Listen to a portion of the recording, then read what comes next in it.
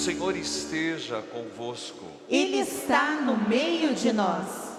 Proclamação do Evangelho de Jesus Cristo, segundo Marcos. Glória a vós, Senhor.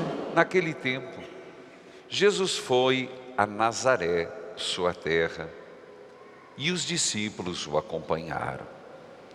Quando chegou o sábado, começou a ensinar na sinagoga.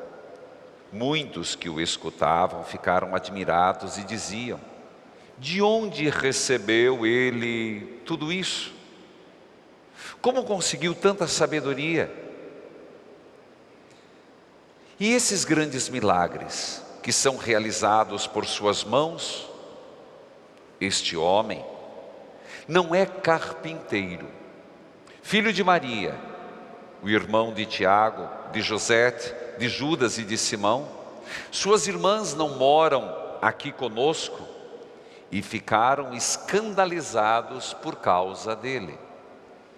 Jesus lhes dizia: um profeta só não é estimado em sua pátria, entre os seus parentes e familiares. E ali não pôde fazer milagre algum, apenas curou alguns doentes, impondo-lhes as mãos, e admirou-se com a falta de fé deles. Jesus percorria os povoados das redondezas ensinando. Palavra da salvação. Glória a vós, Senhor. Que a palavra de Deus perdoe os nossos pecados. Amém. Queridos filhos e filhas, vamos lembrar a novena que concluímos hoje, no final da missa, todas as intenções que foram deixadas naquele cesto de vime, serão trazidos aqui e depois incinerados. Nossa Senhora de Guadalupe, Guardai-me no teu coração de mãe. Nossa Senhora de Guadalupe, Guardai-me no teu coração de mãe. A liturgia de hoje nos fala que Jesus, nosso Senhor Jesus Cristo, vai até a sua terra natal, onde ele vivia. É sempre bom ter um pouquinho de geografia. Nasceu em Belém, foi morar em Nazaré, começou sua vida pública, foi para uma cidade relativamente próxima a Cafarnaum, morreu em Jerusalém. Mas Jesus já está na vida pública e ele vai na casa dos seus familiares, que fica em Nazaré. Em Nazaré vai na sinagoga. É impressionante que ele chega na sinagoga e ensina, mas a sua fama já tinha se espalhado. Não era curandeiro. Jesus nunca foi curandeiro, mas curava. Ensinava com autoridade. Jesus ensinava um novo tempo. Os milagres o acompanhavam para confirmar a chegada do reino. Quando Jesus chega na sinagoga, o que é que acontece? Eles julgam a mensagem pela simplicidade do mensageiro. Repito, eles julgam a mensagem de forma preconceituosa, por causa do nível social de Jesus. Se não me engano, domingo eu pregava, o anterior, na apresentação de Jesus, que a família de Jesus era pobre. E como nós sabíamos que eram pobres? Por vários aspectos. Um deles, quando foram ao templo fazer a apresentação de Nosso Senhor, ofereceram os elementos de pobre, que era um par de rolas e pombinhos. Isso era próprio dos pobres. Hoje, Nosso Senhor é julgado, olha que interessante, preconceito, puro preconceito. Como é que pode um homem simples desse um trabalhador braçal, ser filho de Deus. Você percebe que aqui tem uma imagem distorcida de Deus? Como se Deus fosse dos ricos, e bem o povo de Israel, bem eles, que escutaram quando Moisés, na sarça ardente, relatou que Deus disse: eu sou o que sou, eu ouvi o clamor do meu povo, eu sei das chibatadas. Um povo sempre em favor dos pobres, das viúvas, dos indigentes. Os salmos estão repletos disso. E de repente, porque aparece Jesus, e Jesus era de uma camada pobre, carpinteiro, eles o recusam. Recusam pela sua posição social. E nunca podemos, e isso vale para nós, avaliar alguém ou julgar uma missão pela posição econômica da pessoa, porque quem manda é muito maior que o mensageiro. Neste caso, por ser carpinteiro. Segundo, aparentemente parece estranho eles dizerem: mas nós conhecemos, de onde vem essa sabedoria? Não é ele filho de carpinteiro, José? Não é filho de Maria? Suas irmãs, e nós sabemos esta interpretação católica, e não me canso de dizer, porque esse texto é muito mal usado. Os irmãos de Jesus citado, as irmãs de Jesus que diz que vive entre nós, são os primos irmãos de nosso Senhor. Cleofas era tio de Jesus. Aquele Cleofas lá aí eu já estou abusando do conhecimento, né? Dos discípulos de Emaús, mas era tio. Simão, São Judas Tadeu, que nós conhecemos tanto, era primo irmão, não era filho de Nossa Senhora, era filho de uma das irmãs da Virgem Maria. Então isso aqui está explicado. Não venha usar esse texto para dizer que Nossa Senhora teve outros filhos. Não, Nossa Senhora teve um, e foi nosso Senhor Jesus Cristo, o primogênito, primeiro e último. Mas percebe que o fato de conhecer as raízes da pessoa, engraçado, né?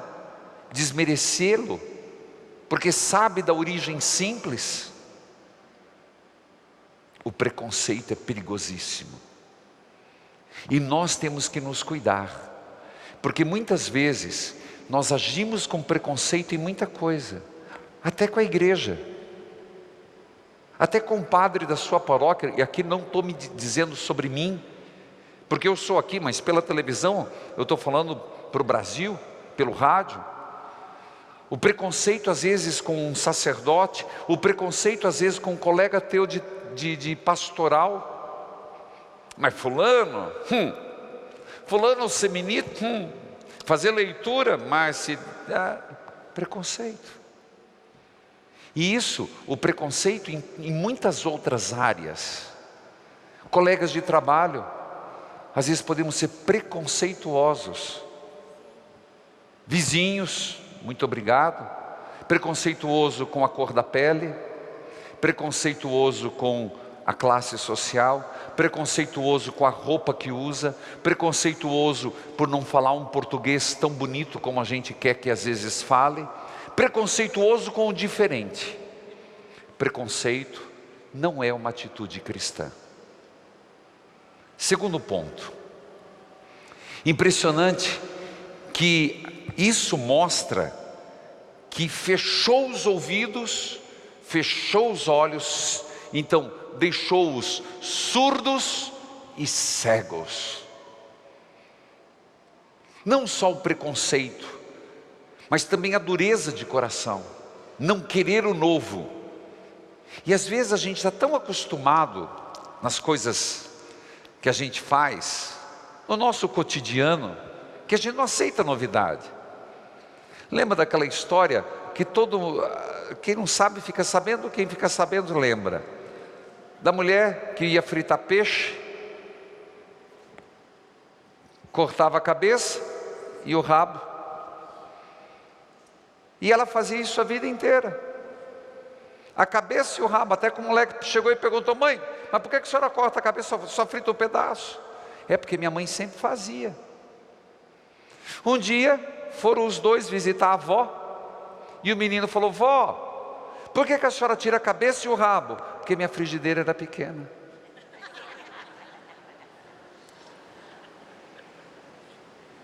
Vocês dão risada? Mas às vezes nós agimos assim. Eu sempre fazia isso. E às vezes a vida, as oportunidades acharam graça, né? Mas é verdade, às vezes a frigideira é pequena.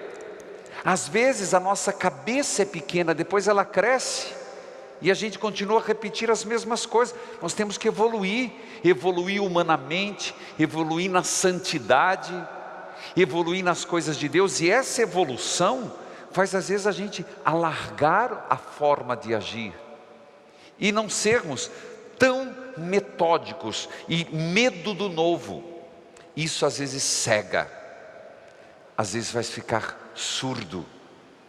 Por isso nosso Senhor ficou indignado, nosso Senhor ficou pasmo, perplexo de ver a falta de fé. Vale para nós. Às vezes nós estamos cortando a melhor parte do peixe, continuando fazendo as mesmas coisas, e não nos abrimos a um apelo de mudança de Deus em nós. O apelo é sempre de Deus, e isso nós temos que lutar. Nós temos sempre que pedir: Senhor, nosso Senhor Jesus Cristo, alargue a minha consciência, dilate meu coração, e que eu não seja incrédulo. Esse santuário, que é dedicado a Nossa Senhora de Guadalupe, mas é dedicado a Santas Chagas, eu diria, é o santuário. Quando falamos de Santas Chagas, nós lembramos de quem? De São Tomé. Então é o santuário que é para quebrar a nossa incredulidade, para tirar a nossa surdez de Deus, tirar a nossa cegueira das coisas de Deus, e deixar que o Senhor faça maravilhas em nossa vida. Como diz o salmo hoje que nós lemos no rádio, que é o salmo das prosperidades: o Senhor fez grandes coisas em meu nome, por mim, santo é seu nome. Não foi isso que Nossa Senhora proclamou no Magnífica? Ela não começa exatamente, Nossa Senhora não era cega, Nossa Senhora não era surda. Não quer dizer que ela tinha o dom da onisciência, ela não sabia tudo. Tanto que Lucas, que foi o confidente de Nossa Senhora, é o único a escrever: ela guardava as coisas no coração. Nem tudo, nós não temos onisciência. Tem muita coisa que nós não sabemos, e não sei se vamos saber nessa vida. Mas a atitude de Maria: o Senhor fez grandes coisas em minha vida, santo é seu nome. Ele olhou para a humildade de seu servo, santo é seu nome, e guardar no coração. Assim, terceiro ponto, hoje, por isso nós estamos usando vermelho, a casula vermelha do martírio. Sempre que ver vermelho, é a paixão de nosso Senhor ou o martírio de um santo. Nós celebramos Santa Ágata, prefiro usar essa palavra, Ágata. Tem gente que fala Águida, mas aí já é uma adaptação. Vou falar no termo italiano, porque ela nasceu, e Santa Ágata foi o Senhor fez por mim maravilhas. Ah, mas a vida dela, viveu no ano, ela morreu, entre os relatos, eu vi 252, 250, não vem ao caso, diferença de 2 anos os relatos. Ela viveu na Sicília, em Catânia. Era uma mulher nobre e linda. Lembramos que ela viveu num período onde não tinha ainda o Edito de Milão, de 312, quando Constantino permitiu que o catolicismo, o cristianismo, o catolicismo, não dá para separar na época, fosse a religião do império. Então, se falar ser cristão, era pena de morte. Ela era bonita e rica, 2 coisas que às vezes a inveja não permite. interesse por ela pela luxúria e abocanhar o dinheiro dela. Ela fez um voto de servir a Deus, foi denunciada por um governador local. Diante do governador, uma mulher bonita, mas diz que era uma mulher muito firme, ele fez várias propostas para ela indecente, e até ofereceu para que ela mandasse, que ela tivesse autoridade. Ela disse: não, a minha maior riqueza é ser escrava do Senhor. Foi a frase dela, a primeira. A partir dali, Santa Ágata foi um processo terrível de martírio. Eram tão algozes que eles judiavam para não morrer. Eles não queriam matá-la. Tanto que, num primeiro momento que ela foi levada ao cárcere, ela foi desconjuntada nos membros com cordas. Teve uma trégua.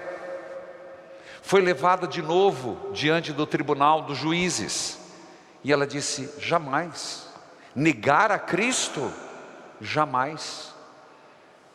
Movido por uma luxúria, aquele que aprendeu pediu que com torquete, desculpe falar, mas foi o que aconteceu, tanto que as imagens mostram que cortassem os mamilos dela e por fim cortassem os seios.